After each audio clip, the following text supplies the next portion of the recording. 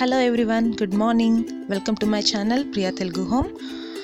ఈరోజు ఒక special item చేద్దాం. అదేంటంటే ఆలూ పూరి. మనం నార్మల్ పూరి చేసుకుంటాం కదా, కొంచెం డిఫరెంట్గా ఆలూ పూరి ఎలా తయారు చేయాలో చూద్దాం. ఇప్పుడు ఆలూ పూరికి కావాల్సిన పదార్థాలు ఏంటో చూద్దాం.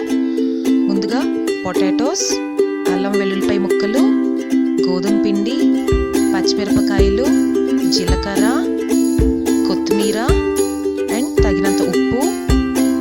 నెక్స్ట్ పూరీలు ఫ్రై చేసుకోవడానికి కొంచెం ఆయిల్.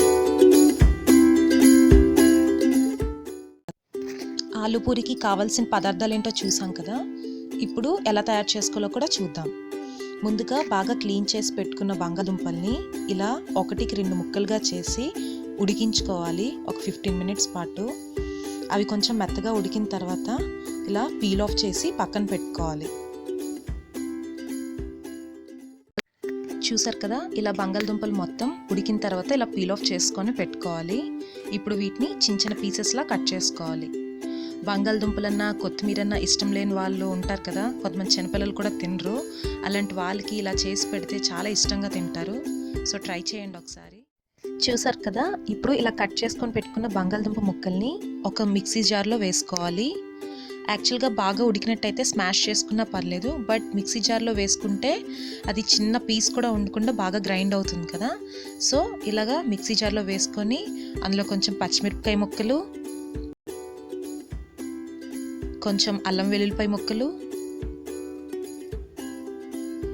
నెక్స్ట్ కొంచెం కొత్తిమీర,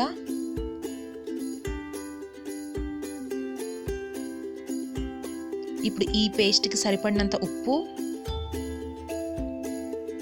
నెక్స్ట్ కొంచెం జీలకర్ర, ఇవన్నీ వేసుకొని బాగా గ్రైండ్ చేసుకోవాలి. కొంచెం వాటర్ వేసుకుంటూ, ఎందుకంటే బంగాళదుంపల్లో ఆల్రెడీ ఉడికించాం కాబట్టి వాటర్ వస్తుంది కదా. సో గ్రైండ్ చేసిన తర్వాత ఇలా వస్తుంది పేస్ట్. ఇప్పుడు ఇందులో గోధుమ పిండి యాడ్ చేసుకోవాలి. నెక్స్ట్ ఈ గోధుమ పిండికి సరిపడినంత కొంచెం ఉప్పు యాడ్ చేసుకోవాలి. ఇందాక ఆల్రెడీ మనం పేస్ట్లో యాడ్ చేసాం కాబట్టి ఇప్పుడు కొంచెం యాడ్ చేసుకొని ఒక 2-3 table spoons of oil add చేసుకొని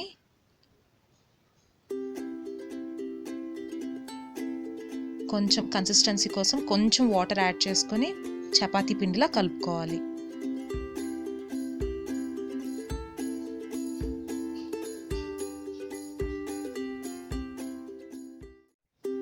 ఇలా చపాతీ పిండిలా స్మూత్గా కలుపుకోవాలి.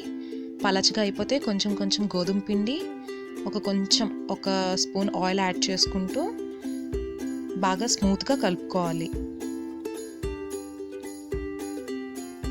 యాక్చువల్గా ఇది చపాతీ పిండి కన్నా కొంచెం స్మూత్గానే వస్తుంది మనం ఉడికించిన బంగాళదుంపలు యాడ్ చేయడం వల్ల. సో ఇలాగా ఒక 1/2 an hour పాటు మ్యాగ్నేట్ చేసుకోవాలి.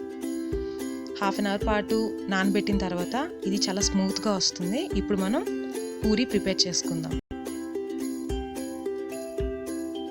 చాలా జెంటిల్గా పూరి రబ్ చేసుకుంటూ పాముకోవాలి, ఎందుకంటే ఇది కొంచెం పలాచగా ఉంటుంది కాబట్టి. చిన్న పూరిల్లా తయారు చేసుకోవాలి.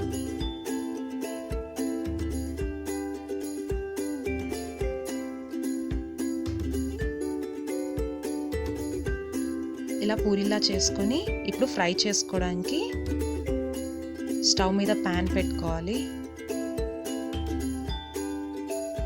ఆయిల్ వేసుకొని ఆయిల్ వేడెక్కిన తర్వాత పూరీని ఫ్రై చేసేసుకోవడమే.